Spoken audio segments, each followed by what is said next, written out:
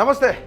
ఆంధ్రప్రదేశ్లో తల్లికి వందనం పథకం చుట్టూనే కొన్ని ఆరోపణలు అయితే చుట్టూ తిరుగుతా ఉన్నాయి. ముఖ్యంగా ఈ తల్లికి వందనం పథకం అనేకమైన ఇబ్బందులు ఎదుర్కొంటాం. ఎన్నికల సమయంలో కూటమి ప్రభుత్వం ఇచ్చిన హామీలలో సూపర్ 6 ఏదైతే ఉందో వాటన్నిటిలో ప్రధానమైన హామీ ఏదైనా ఉందంటే అది తల్లికి వందనం పథకమే. ఈ పథకానికి ఇప్పుడు కరెంటు కష్టాలు ఎదురయ్యాయి. అంటే అందరూ ఆశ్చర్యపోతూ ఉంటారు, అంటే కరెంటు కష్టాలు ఏంటి, అసలు తల్లికి వందనం పథకానికి కరెంట్ ఎందుకు, ఈ రెండింటికి ఎక్కడ కంపారిజన్ లేదు కదా అనుకోవచ్చు. కానీ ఇక్కడ ప్రధానమైన సమస్య ఏంటంటే కొంతమందిని అర్హులను డిసైడ్ చేయాలంటే విద్యుత్ మీటర్లో అయితే పూర్తిగా, అంటే ఇక్కడ ముఖ్యంగా విద్యుత్ మీటర్లలో ఎంత కరెంట్ కాలుతుంది ఏంటి అనేది డిసైడ్ చేయాలి. దానికి సంబంధించి విద్యుత్ మీటర్ల గందరగోళం కారణంగా రాష్ట్ర వ్యాప్తంగా వేలాది మంది లబ్ధిదారులు ప్రభుత్వ సాయం అనేది అందక చాలా ఇబ్బందులు పడుతున్నారు. అంటే ఈ కరెంటు మీటర్ల గందరగోళం ఏంటి, అసలు తల్లికి వందనం పథకం ఏమో గవర్నమెంట్ వేసేది, కరెంటు మీటర్లు అనేది ఇంట్లో ఉండేది, దానికి దీనికి సంబంధం లేదు కదా అనుకోవచ్చు. తమకు సంబంధం లేని కరెంటు మీటర్లు తమ పేరు మీద ఉండటంతో చాలా మంది తల్లుల ఖాతాల్లో ప్రభుత్వం ఇస్తానన్న 13,000 రూపాయలు, ఇది తల్లికి వందనం పథకం కింద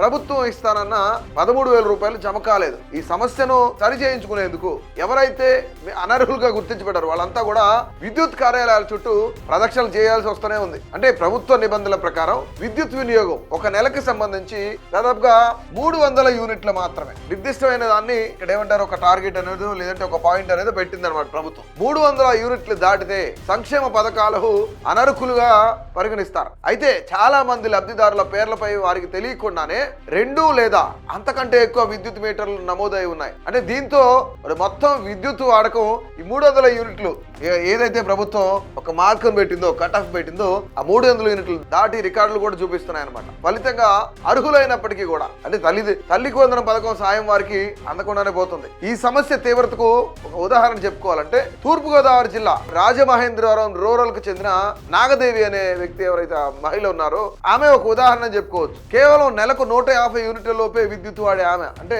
150 యూనిట్లు మాత్రమే ఆమె ప్రతి నెల వాడేదంట గతంలో. ఆమె తన పేరుపై శ్రీరామ్ నగర్ లోని వాంబే గృహాల్లో మరో మీటర్లు ఉన్నట్లు తేలడంతో షాక్ గురయ్యారు. అంటే ఫర్ ఎగ్జాంపుల్ ఇక్కడ ఒక ఇల్లు ఉంది అనుకోండి, ఈ ఇంటికి ఒక మీటర్ ఉంటుంది డెఫినెట్లీ, మరొక ఇంటికి ఒక మీటర్ ఉంది అనుకోండి, ఈ ఇంటికి ఒక మీటర్ ఉంది, ఈ 2 పేర్లు వాళ్ళ పేరు మీద ఉంటుంది. ఇక్కడ 150, ఇక్కడ 150 అనుకోండి, 152, 155 అట్లా అనుకోండి. అంటే ఇక్కడ 305 మీటర్లు వస్తుంది. అంటే ప్రభుత్వం నిర్ణయించిన ఈ 300 యూనిట్లు ఏదైతుందో అది దాటినట్లే కదా. ఇక్కడ 2 మీటర్లు ఇక్కడ ఉన్నాయి, ఇక్కడ ఒక మీటర్ ఉంది, ఇక్కడ ఒక మీటర్ ఉంది అనుకుందాం. ఈ 2 మీటర్లు ఉండటం వల్ల 305 యూనిట్లు, అంటే వాడేది అంటే అసలు 150 యూనిట్లు మాత్రమే వాడుతున్నారు. కానీ ఇక్కడ 2 గృహాల్లో కలుపుకొని 305 యూనిట్లు వస్తుంది. సో దాని వల్లనే ప్రభుత్వం ఏదైతే కట్ ఆఫ్ 300 యూనిట్లు పెట్టిందో ఆ 300 యూనిట్లు పెట్టడంతోనే ఆమెకి కరెంట్ ఎక్కువ వస్తుందని చెప్పేసి ఆమె అంటుంది అనమాట. అంటే ఈ పొరపాటును సరి చేయించుకోవడానికి ఆమె 4 రోజుల పాటు కార్యాలయం చుట్టూ తిరగాల్సి వస్తుంది. ఇలాంటి సమస్యలతో రాష్ట్ర వ్యాప్తంగా వందలాది మంది తల్లులు సతమతం అవుతున్నారు. అంటే గతంలో ఇల్లు మారిన వారు వివరాలు మార్చుకోకపోవడం,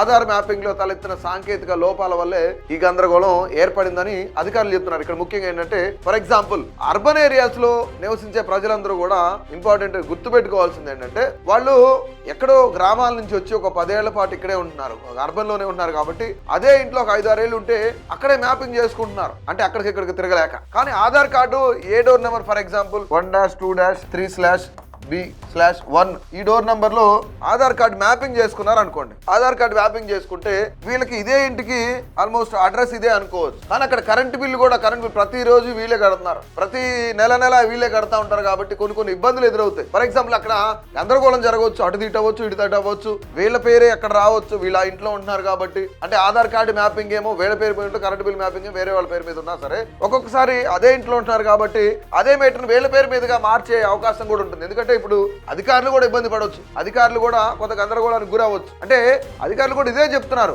మ్యాపింగ్ మార్చుకోవాలి, వాళ్ళందరూ చెప్తున్న పరిస్థితి కూడా ఇదే, మ్యాపింగ్ మార్చుకోవాలి, జాగ్రత్తలు తీసుకోవాలని చెప్తున్నారు. ప్రస్తుతం ఈ సమస్యలపై పెద్ద సంఖ్యలో ఫిర్యాదులు వస్తున్నాయని వాటిని పరిష్కరించేందుకు క్షేత్రస్థాయిలో సిబ్బంది కూడా విచారణ జరిపిస్తున్నామని చెప్పేసి విద్యుత్ శాఖ అధికారులు కూడా తెలుపుతున్నారు. తప్పులను సరి చేసుకోవడానికి ప్రత్యేక డ్రైవ్లు కూడా నిర్వహిస్తున్నామని చెప్తున్నారు. అంటే త్వరలోనే అర్హులైన లబ్ధిదారులందరికీ కూడా పథకం యొక్క ప్రయోజనాలు అందేలా చూస్తామని వాళ్ళంతా హామీ ఇస్తున్నారు.